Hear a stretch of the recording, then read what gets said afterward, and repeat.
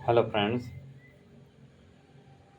आज का विषय है हमारा टाइफाइड फीवर। टाइफाइड फीवर ये इसमें शरीर में धीरे धीरे बुखार बढ़ता है। यानी सबसे पहले वायरल फीवर होगा। वायरल बिगड़ जाने से यदि किसी को वायरल एक हफ्ते से ज़्यादा रह जाता है तो आप विडाल टेस्ट कराएं तो उस समय टाइफाइड हो चुका होता है। ये एक निश्चित सीमा के बाद घटता बढ़ता है।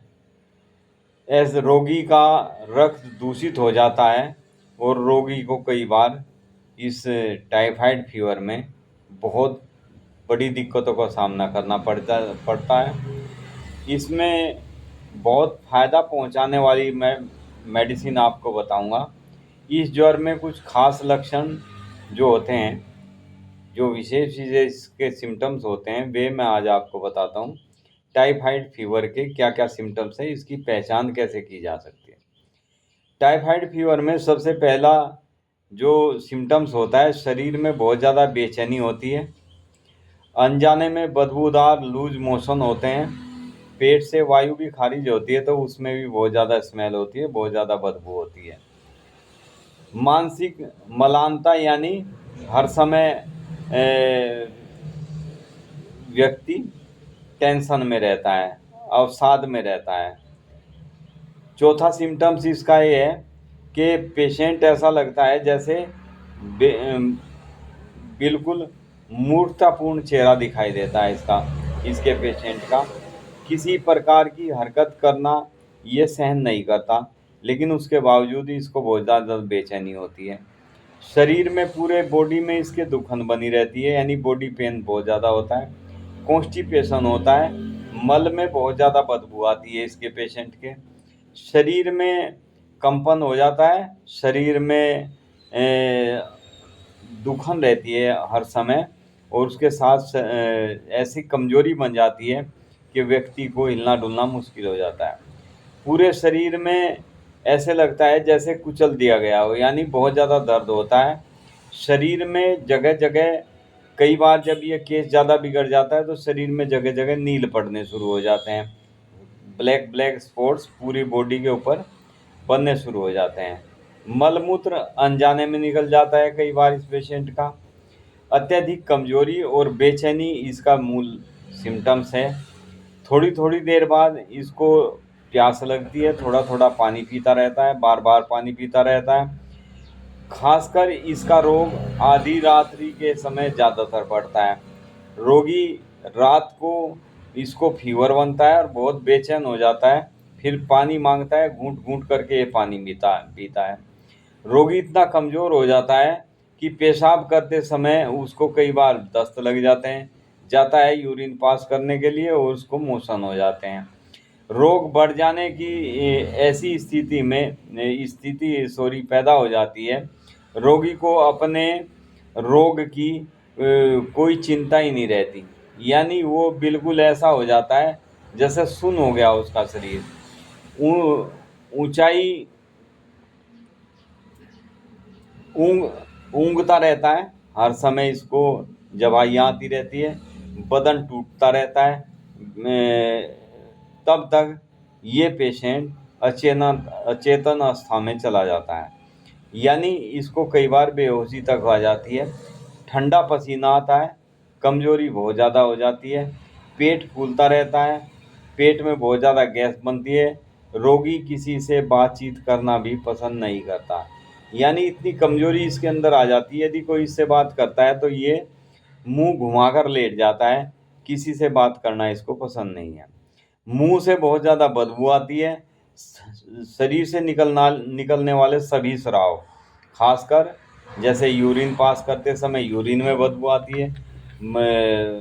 स्टूल पास करते समय इसके मल में बहुत ज़्यादा बदबू आती है। नब्ज जो होती है इसके पेशेंट की बहुत धीमी होती है, नाड़ी यानी धीमी चलती है। सांस में भी बदबू आती है इसके पेशेंट के। दांतों में भी कई बार पस हो जाता है, मवाद आने लगती है। जो मैं मेडिसिन बताऊंगा, इस मेडिसिन को लेने से इसके शरीर में बहुत ही अच्छे प्रभाव देखने में आते हैं। फ्रेंड्स, ये मेडिसिन यदि इस पेशेंट को कुछ समय तक दी जाए तो ये इस बीमारी की स्पेसिफिक दवाई है। मेडिसिन का नाम है बैप्टीसिया। बैप्टीसिया के क्या क्या सिम्टम्स होते हैं वो मैं आज आपको बताता हूँ। यद्यपि टाइफाइड के हर रोगी के लिए बैप्टीसिया नहीं दिया जा सकता, लेकिन इसके जो प्रमुख लक्षण हैं वो मैं आपको बताता हूँ किस किस सिम्टम्स के आधार पर बैप्टीसिया इस पेशेंट को दिया जा सकता है। इस रोग की यह वैसे सबसे प्रमुख दवाई है, यानी बैप्टीसिया टाइफाइड फीवर की सबसे बेस्ट दवाई है, क्योंकि इस रोग के लक्षण सबसे अधिक इसी मेडिसिन से मिलते हैं। इसके लक्षण, रोगी ऊँघता रहता है, पड़ा रहता है और ऊँघता रहता है। जीभ पर काला या भूरा लेप बन जाता है। जीभ पर मैल जो आता है वो या तो भूरे कलर का होगा या ब्लैक कलर का लेप आ जाता है। रोगी से यदि कोई बात करता है तो ये प्रश्न का उत्तर देते देते ये सो जाता है, यानी इतनी कमजोरी इसमें होती है, ये किसी की बात का पूरी तरह से जवाब नहीं दे पाता और इसको घुमेर जैसी आती है, मतलब पूरी तरह से नींद भी नहीं आती, बस नींद की स्थिति में ये पड़ा रहता है। बिस्तर इसे बहुत टाइट लगता है। बिस्तर इसको ऐसा लगता है जैसे मेरे शरीर के ऊपर बिस्तर भी चुभ रहा हो। बड़ा थका थका अनुभव करता है। सारा शरीर इसका बहुत ज़्यादा दुखता है। ऐसा दुखता है शरीर जैसे शरीर में रगड़ा लगने से कई बार दर्द होने लगता है। शरीर की इस दुखन में बेचैनी बनी रहती है। करवटें बदलता रहता है ताकि बिस्तर में ऐसी स्थिति में आ जाए जिससे उसको बिस्तर का कड़ापन अनुभव ना हो। यानी बिस्तर में ये हर समय दाएं बाएं करवट बदलता रहता है, कभी दाईं साइड कभी बाईं साइड। इसको ऐसा लगता है कि कोई बिस्तर में ऐसी जगह मुझे करवट बदलने से मिल जाए जहां मैं अच्छा अनुभव करूं, जहां मुझे बिस्तर टाइट ना लगे और वह चैन से पड़ा रहे। तो ऐसी स्थिति इस पेशेंट की होती है बैप्टीसिया की। ये सब सिम्टम्स अर्निका और रस्टॉक्स दो मेडिसिन है उनमें भी पाए जाते हैं, इसलिए इन दोनों में से इसका भेद करना आवश्यक है। यानी इसमें क्या डिफरेंट होते हैं इसके सिम्टम, वो जानना बहुत ज़रूरी है। इसलिए इन दोनों मेडिसिन के बारे में भी मैं आपको बताऊंगा। इन दोनों से इसका भेद करना आवश्यक इसलिए हो जाता है क्योंकि अर्निका और रस्टॉक्स की बेचैनी शारीरिक होती है, यानी इसके शरीर में हर समय बेचैनी बनी रहती है, जो अर्निका और रस्टॉक्स मेडिसिन होती है। करवटें बदलता है, मानसिक बेचैनी के कारण ये सब दिक्कतें होती है। शरीर में चोट या थकान के कारण ये दर्द नहीं होते, ये केवल टाइफाइड फीवर के कारण होते हैं। आर्सेनिक भी एक मेडिसिन टाइफाइड के लिए बहुत उचित मेडिसिन है। आर्सेनिक में बहुत ज़्यादा बेचैनी पाई जाती है। आर्सेनिक की बेचैनी मानसिक अथवा शक्तिहीनता के कारण होती है, कमजोरी बहुत ज़्यादा होती है इसके पेशेंट को। रोगी की आंखें भारी रहती है, बेवकूफ़ों जैसा चेहरा दिखाई देता है। रोगी प्रातःकाल जो सुबह जब उठता है सो के, उस समय ये बड़बड़ाना शुरू कर देता है। इसकी बेचैनी का अनुभव अद्भुत लक्षण ये देखने में आता है।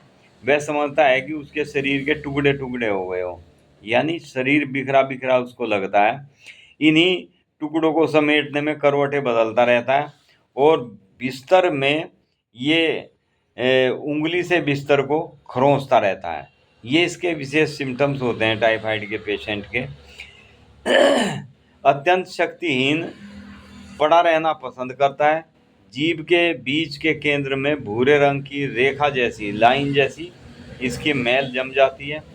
दांतों में बहुत ज़्यादा बदबूदार मैल हो जाती है, जिसमें से ये सांस छोड़ता है तो बहुत ज़्यादा दूसरा व्यक्ति भी इसके पास नहीं बैठ सकता।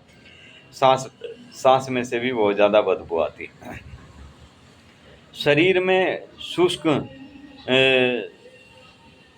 जलन रहती है, यानी शरीर में बेचैनी और जलन आर्सेनिक के विशेष लक्षण होते हैं। मल मूत्र जो भी निकलता है उसमें से भी बहुत ज़्यादा बदबू आती है। बुखार कई बार तेज होता है, कई बार हल्का हो जाता है, लेकिन 100 डिग्री से ऊपर ऊपर इसका तापमान रहता है। दाईं तरफ जहाँ बड़ी आंत होती है, बड़ी आंत और छोटी आंत आपस में मिलती है, जिसे अपेंडिक्स का हिस्सा भी कहते हैं। जहाँ छोटी आंत बड़ी आंत से मिलती है, नीचे की तरफ जहाँ मिलती है ये लोअर रीजन में, वहाँ बहुत ज़्यादा दुखन होती है। भूल से कई बार लोग बाग इसको अपेंडिसाइटिस समझ लेते हैं, जबकि यह टाइफाइड ज्वर के कारण होता है। जैसे मैंने उपरोक्त आपको इसके सिम्टम्स बताए हैं, मैं अब बैप्टीसिया के आपको क्या क्या लक्षण होते हैं वे बताता हूँ। इसमें असाधारण बहुत ज़्यादा बदबू होती है। इसके पेशेंट के पसीने से भी स्मेल आती है। मूर्खों जैसा इसका चेहरा दिखाई देने लगता है। मलानता रहती है, मानसिक मलानता यानी मेंटल डिप्रेशन का ये शिकार होता है। ये इसकी विशेष सिम्टम्स होते हैं। शारीरिक बेचैनी होती है। जीभ का अग्रभाग जो होता है वो बिल्कुल लाल होता है, तो उस समय आप रस्टोक दे सकते हैं।